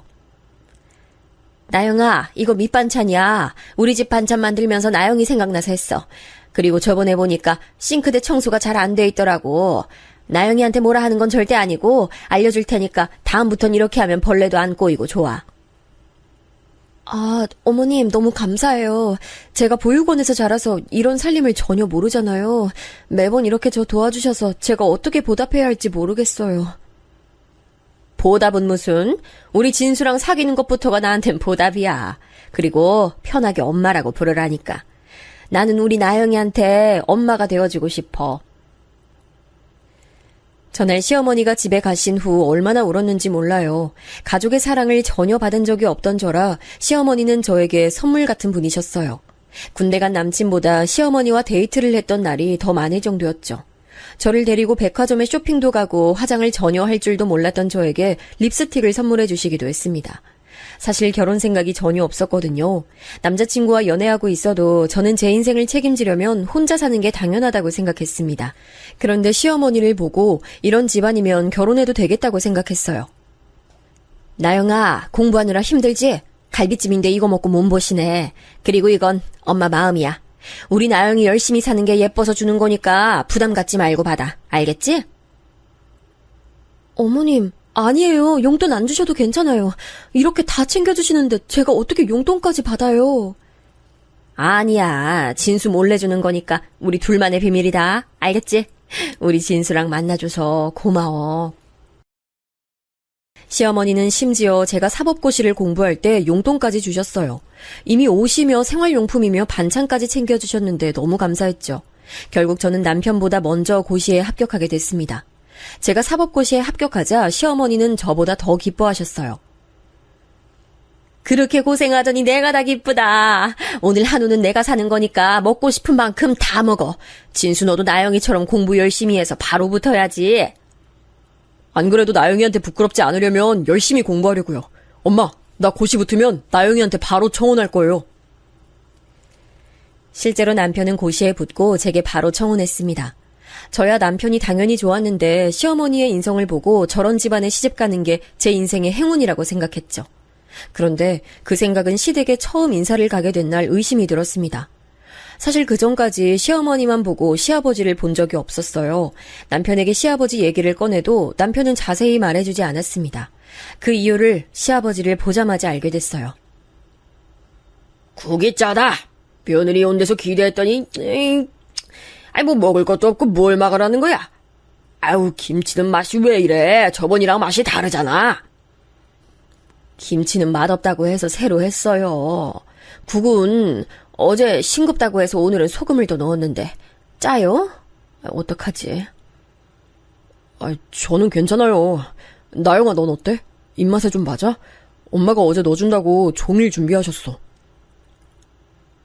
저는 입맛에 잘 맞아요. 간도 적당하고 어머님 음식 솜씨야 워낙 훌륭한 거 이미 알고 있었고요. 지금 너희끼리 짜고 날 무시하는 거야? 아니, 내가 그렇다는데 지금 무슨 소리를 하는 거야? 됐어! 다 내 집에서 나가! 며느리 들어온 데서 좋아했더니 그럼 그렇지. 너희끼리 편먹고 나 따돌리고! 저는 너무 당황해서 숟가락을 들고 남편을 쳐다봤어요. 남편은 화가 났는지 얼굴이 빨개진 채로 시아버지를 째려보고 있었습니다. 시어머니는 중간에서 당황하신 상태였어요. 아버지, 진정하세요. 지금 나영이 처음으로 인사 온 자리잖아요. 그래서 뭐 어쩌라고? 어떡하라고? 네 엄마나 너나 똑같아. 이놈의 집구석은 돈 벌어 와도 대접이 그따위야. 아버지! 급기야 시아버지는 식탁에 있던 물컵까지 바닥으로 던지셨어요. 시어머니가 놀라서 주방에서 행주를 가져와 닦기 시작했습니다. 저는 너무 놀라서 심장이 멎는 줄 알았어요. 제가 사실 어릴 때 자랐던 보육원 원장님이 시아버지와 성격이 똑같았거든요. 그래서 시아버지가 소리 지르는 걸 보고 원장님 생각도 나면서 너무 무서웠습니다. 그런 저를 보고 시어머니는 빨리 저를 데리고 나가라고 남편에게 말했어요. 진수야, 엄마 괜찮아. 나영이 놀랐겠다. 빨리 데리고 나가. 어머님도 같이 가요. 저 혼자는 못 나가요. 다 꺼져! 다 나가! 내 집에서 나가! 시아버지는 급기야 식탁에 있던 다른 그릇들도 던지기 시작했어요. 시어머니가 저를 위해 열심히 준비했다고 하는 음식들이 다 밑으로 떨어지기 시작했죠. 그 모습을 보고 너무 속상해서 눈물이 났습니다. 그래서 시어머니의 손을 잡고 무작정 밖으로 나왔어요. 마침 제가 대학에 오면서부터 계속 자취해서 갈 곳이 있어 다행이었습니다. 나영아, 놀랐지? 미안하다. 그 양반이 원래는 안 그래. 근데 가끔 저렇게 감당 안 될 정도로 화를 내더라고. 아유, 이런 모습 보여주고 싶지 않았는데 당황했겠다. 저보다 어머님이 걱정이죠. 설마 원래 저러셨어요? 저는 상상도 못했어요. 진수가 저한테 그런 말은 전혀 해준 적이 없어서. 아버지가 집 명의자고 또 월급을 가져오니까 내가 이렇게 자리 잡기 전까진 경제적인 이유 때문에 눈치를 볼 수밖에 없었어. 그동안 나도 공부하느라 엄마를 도와줄 수도 없었지. 엄마, 이제 이혼해요. 그동안 너무 참았어. 내가 이혼하면 어디서 뭘 할 수 있겠어. 진수 너도 결혼해서 나가면 집 적적하긴 할 텐데. 아휴, 내 팔자야. 알고 봤더니 시아버지는 남편이 어릴 때부터 저랬다고 하더라고요. 자기 마음에 들지 않으면 무작정 소리를 지르고 물건을 던졌다는 말에 저는 할 말을 잃었습니다. 와중에 시어머니가 원래 성격 자체가 너무 순하셔서 다 참으셨던 거예요. 내가 나영이 너처럼 친정이 없거든. 그래서 나영이 널 보면 내 생각이 나서 너한테 자꾸 정이 가더라. 사실 내가 시집살이도 엄청 심했거든.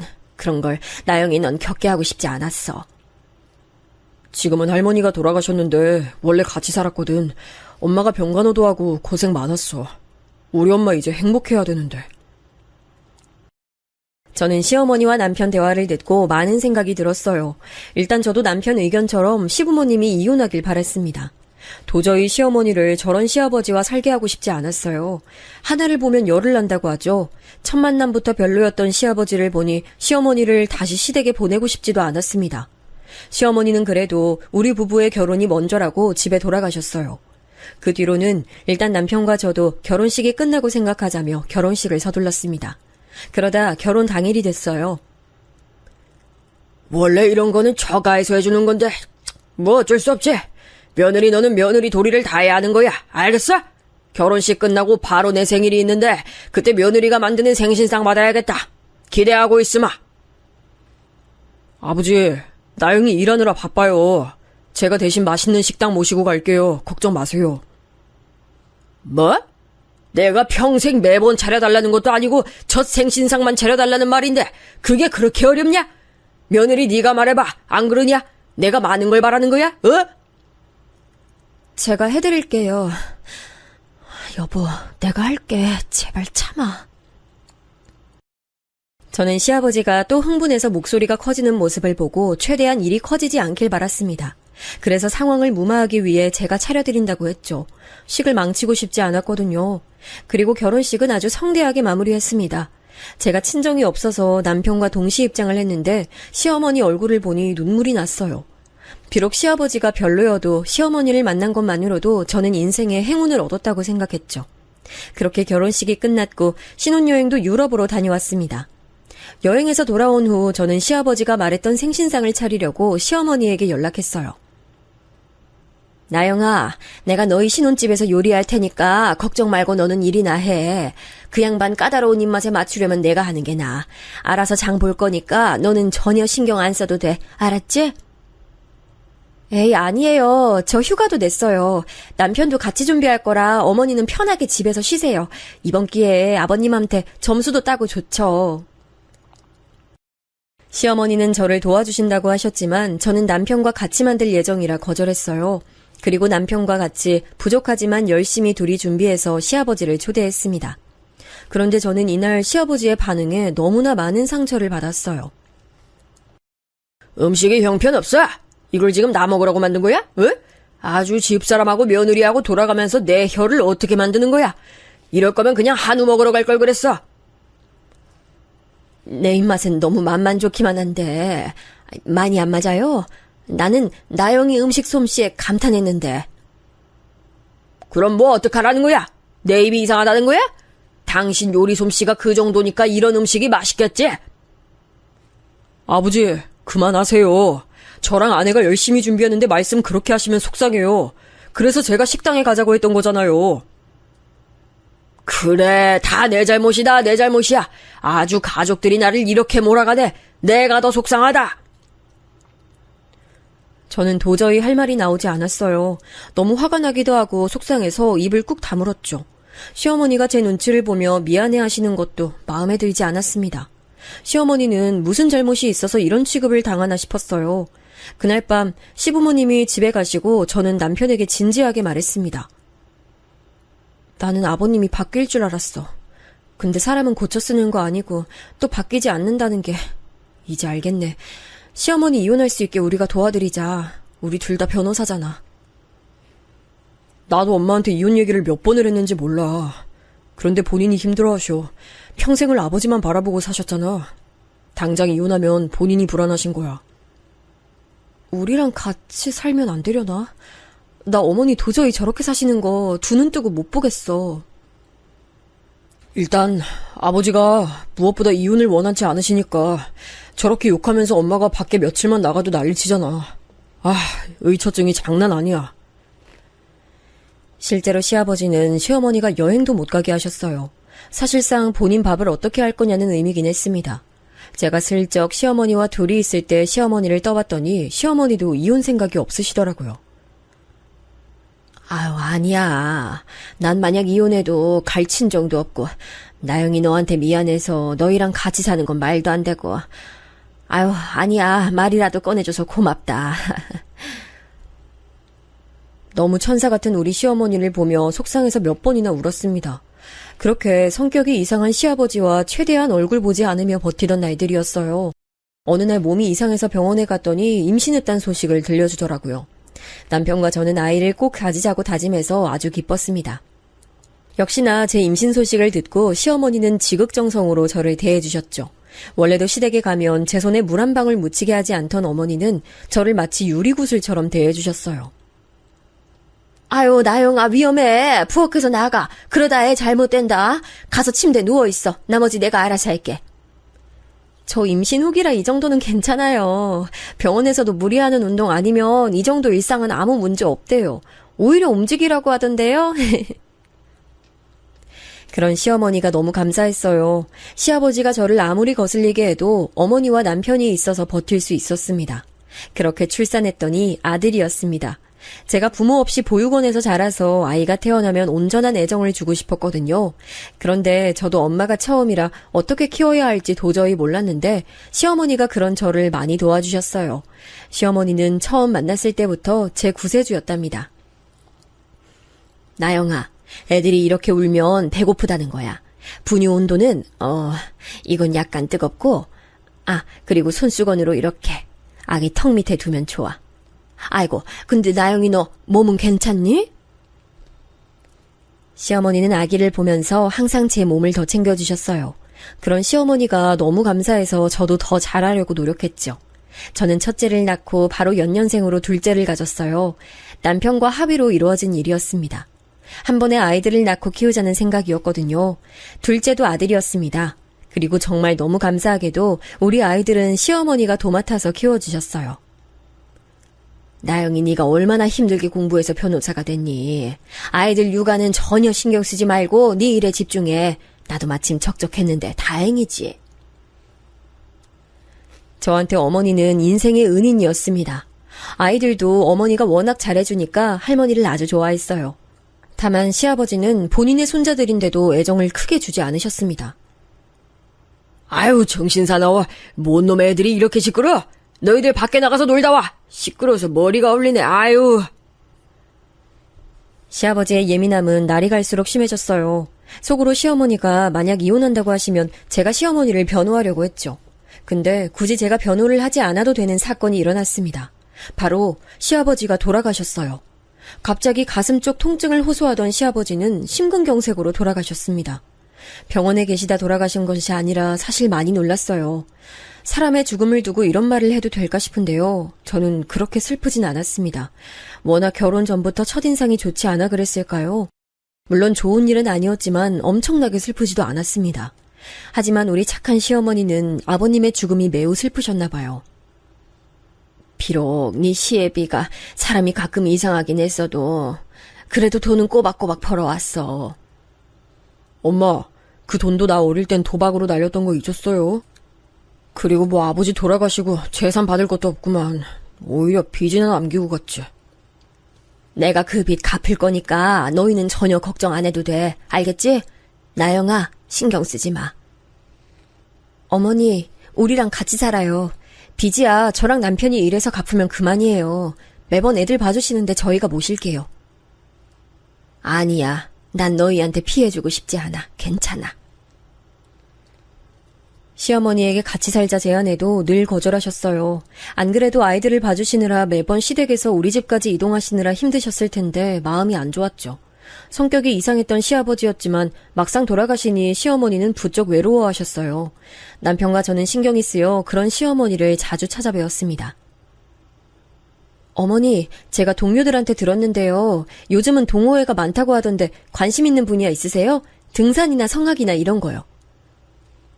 예전에 옆집 수진 엄마 얘기 들어보니까 댄스 동호회 나가더라고. 그때 애 아빠가 너무 반대해서 못 갔는데 요즘 관심이 다시 생겼어. 어머니가 외로워하셔서 동호회를 권유했더니 어머니는 댄스 동호회에 관심이 있다고 하셨어요. 평소 점잖고 차분한 분이셔서 의외라고 생각했습니다. 그래도 이렇게 외로움을 달래면 좋으니 기쁜 마음으로 보내드렸죠. 엄마 어때요? 난 엄마가 이런 거 좋아할 줄은 몰랐어. 너무 즐거워. 사람들하고 얘기하는 것도 좋고 몸 움직이니까 스트레스도 풀리고 너무 좋다. 시어머니는 실제로 동호회 나가셔서 많이 밝아지셨습니다. 남편과 저는 그걸 보며 너무 기뻤어요. 아이들이 커가면서 시어머니의 손길이 점점 필요 없어졌거든요. 그래서 오히려 어머니가 더 외로워하셨는데 다행이었죠.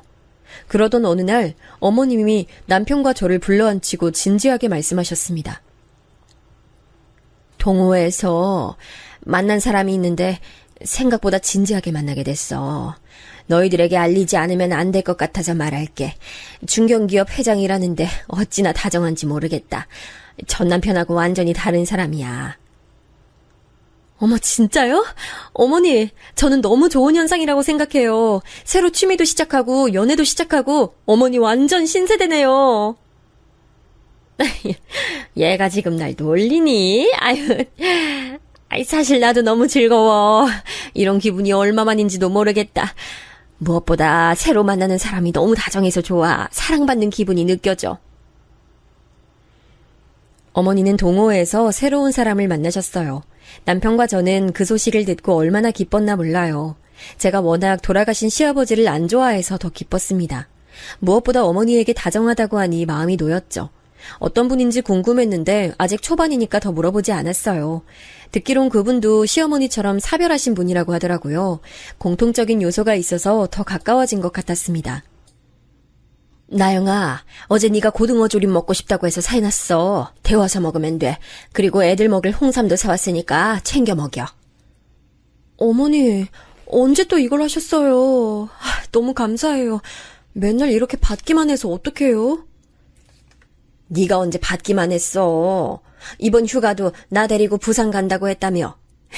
나야말로 이렇게 잘 챙겨줘서 고마워. 시어머니가 연애를 시작하셔도 우리 가족에게 소홀하진 않으셨어요. 늘 언제나 우리 가족이 우선이셨죠. 그런 어머니를 보며 저도 우리 아이들에게 시어머니 같은 엄마가 되려고 노력했습니다. 남편도 저도 변호사라 맡은 사건이 많으면 너무 바쁘거든요. 둘이 바쁜 시기가 겹치면 사실 집안일은 신경을 못 쓰는데 그럴 때마다 어머니는 직접 오셔서 하나부터 10까지 다 해주셨어요. 빨래, 청소, 요리 뭐 하나 빠짐없이 해주셨죠.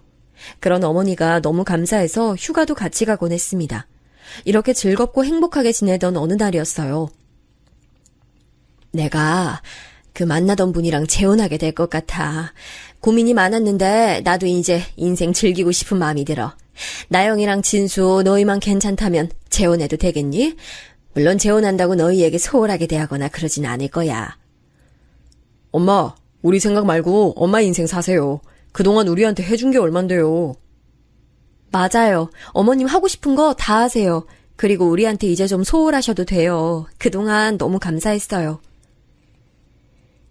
어머니는 만나던 그분과 재혼하게 됐다며 우리 부부에게 말씀하셨어요. 저는 그 말을 듣고 정말 기뻤습니다. 본격적으로 결혼식 올리기 전에 그분을 만나게 됐어요.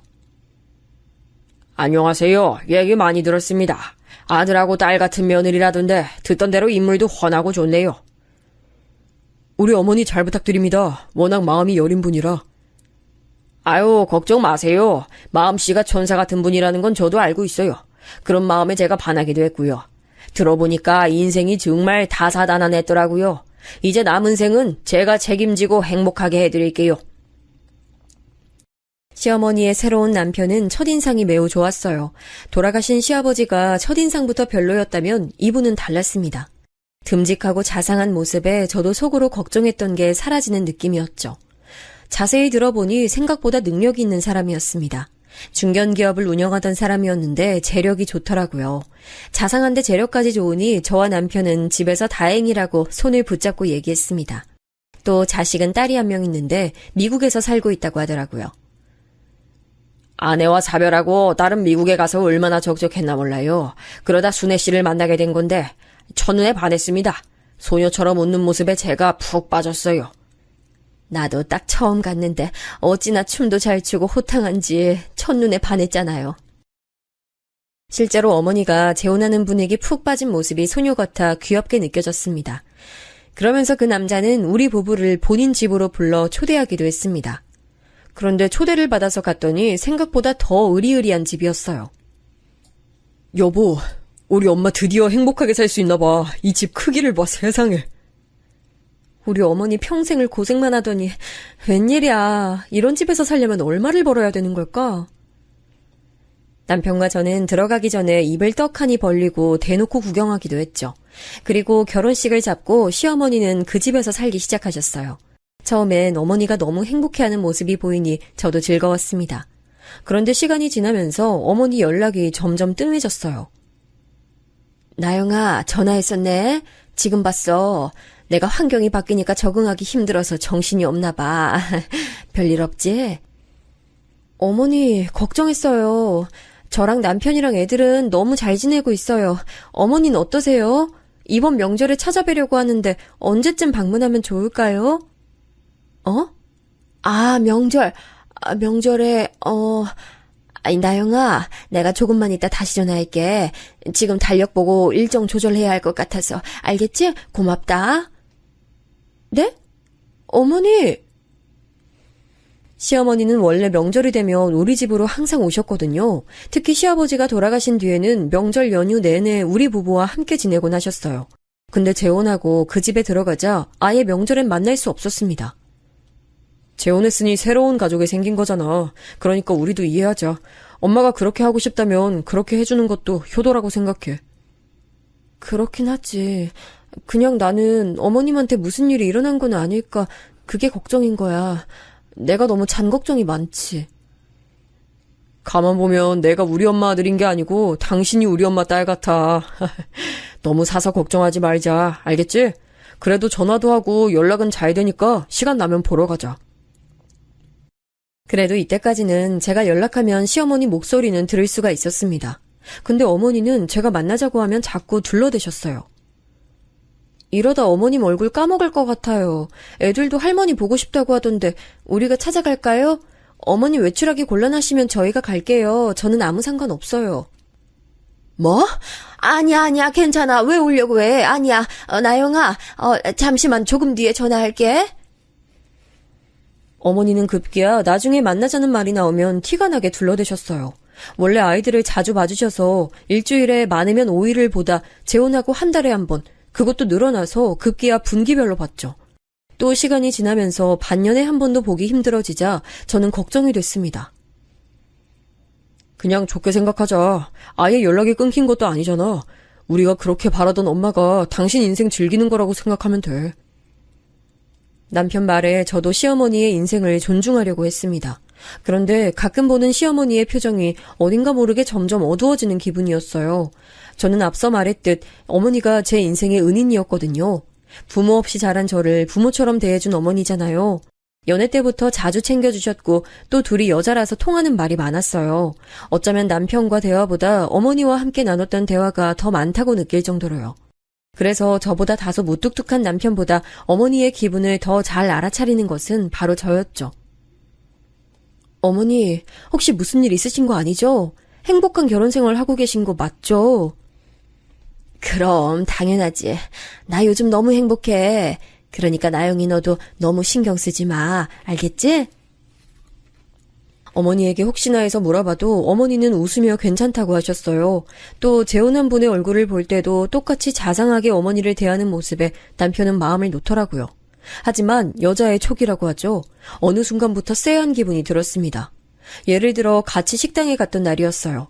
한식당이었는데 새로운 시아버지가 살짝 언성을 높이자 어머니가 표정을 굳히셨어요. 그 모습을 보는데 예전 시아버지가 생각나더라고요. 또 새로운 아버지가 술을 매우 좋아하셨는데 술이 들어가자 언행이 거칠어지셨습니다. 돌아가신 시아버지가 행패를 부릴 때마다 어머니가 짓던 표정이 있는데 그 표정이 순간적으로 보이더라고요. 그래?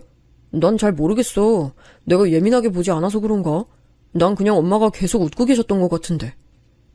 물론 계속 웃고 계시긴 했지. 근데 그냥 찰나의 순간이라는 게 있잖아. 뭔가 불안해. 하지만 남편에게 말해도 잘 모르겠다 하더라고요. 저도 넘기려면 충분히 넘길 수 있었는데 이상하게 그날따라 어머니에게 묻고 싶었습니다.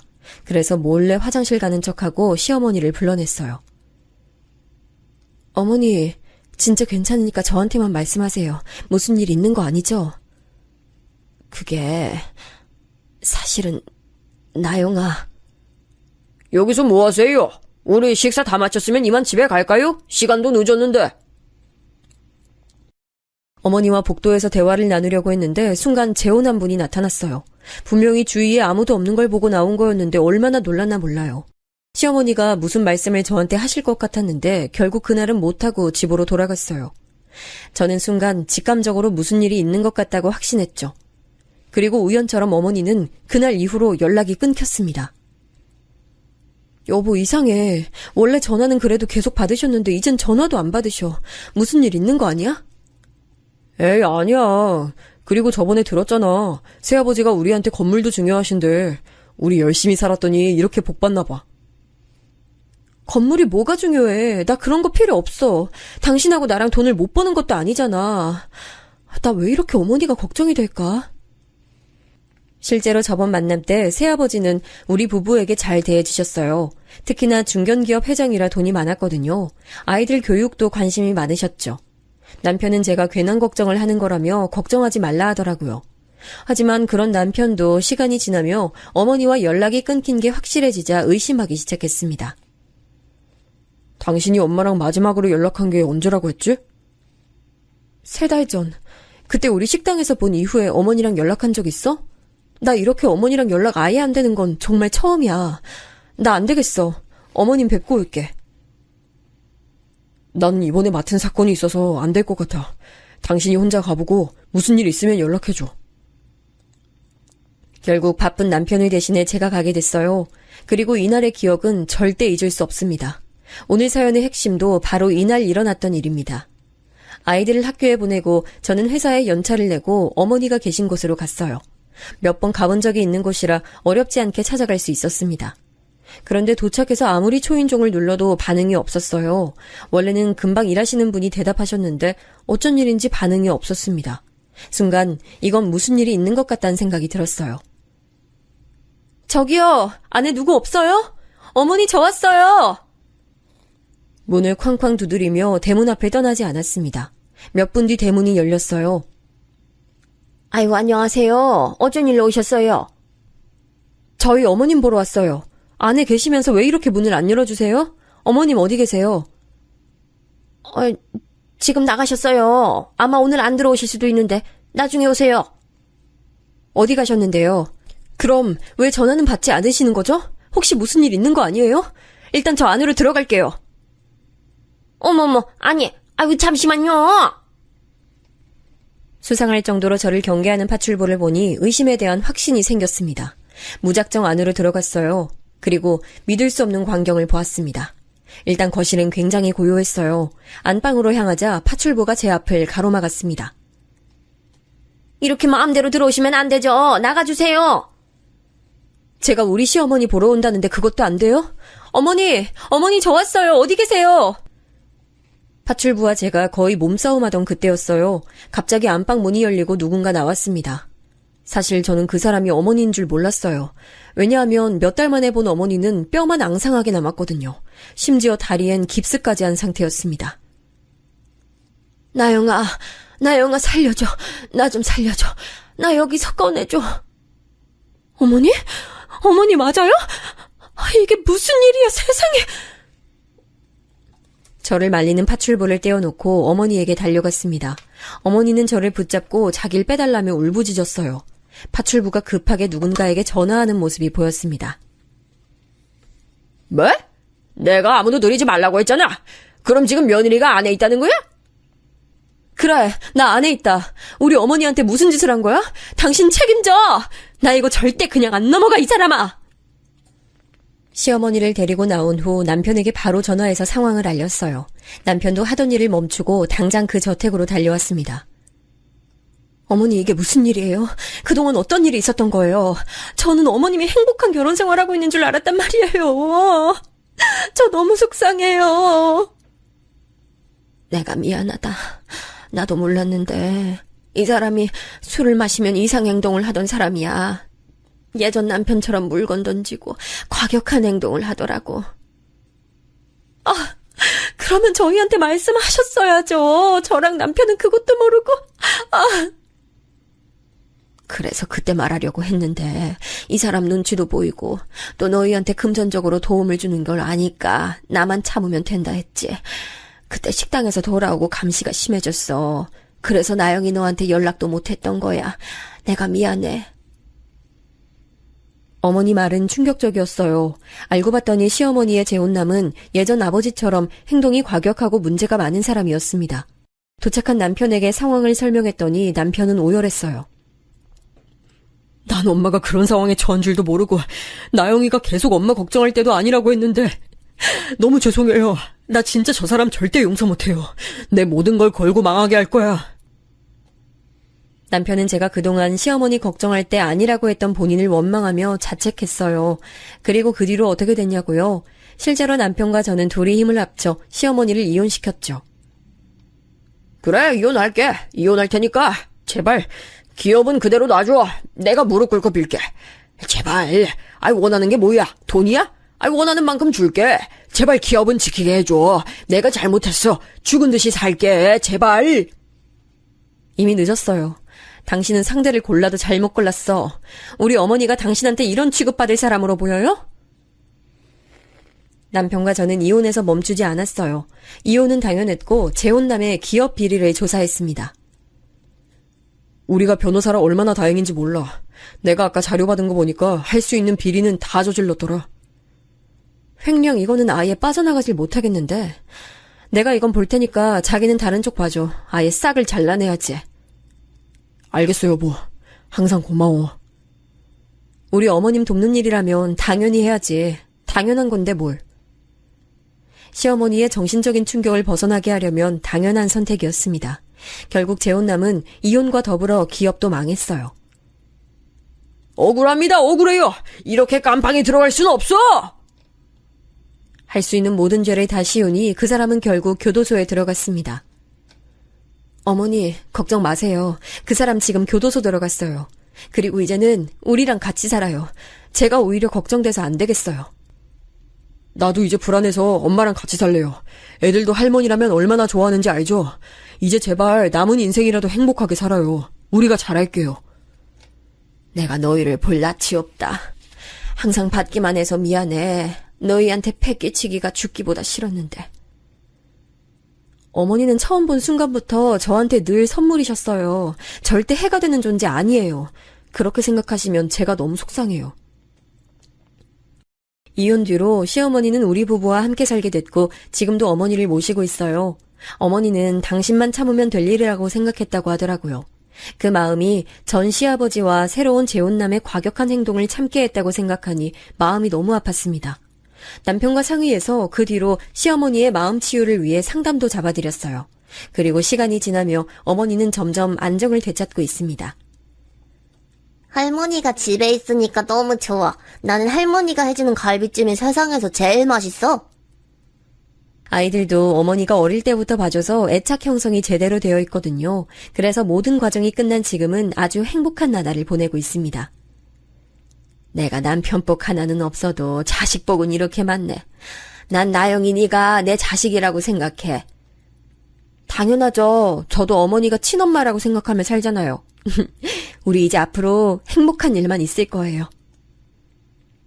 시어머니를 모시고 사는 지금이 제 인생에서 가장 행복한 날이라고 느껴요. 여기까지가 제가 준비한 사연입니다. 지금은 아무 걱정 없이 살고 있고 너무 행복해요. 아마 앞으로도 행복한 인생을 살 것 같습니다. 그동안 어머니에게 받은 은혜를 갚으며 살아가려고 해요. 실제로 어머니랑 여행도 자주 다니는데 행복해 하시는 모습이 얼마나 보기 좋은지 모릅니다. 여러분, 제가 준비한 사연 들어주셔서 정말 감사합니다. 여러분도 행복한 날들 보내시길 바라요. 감사합니다.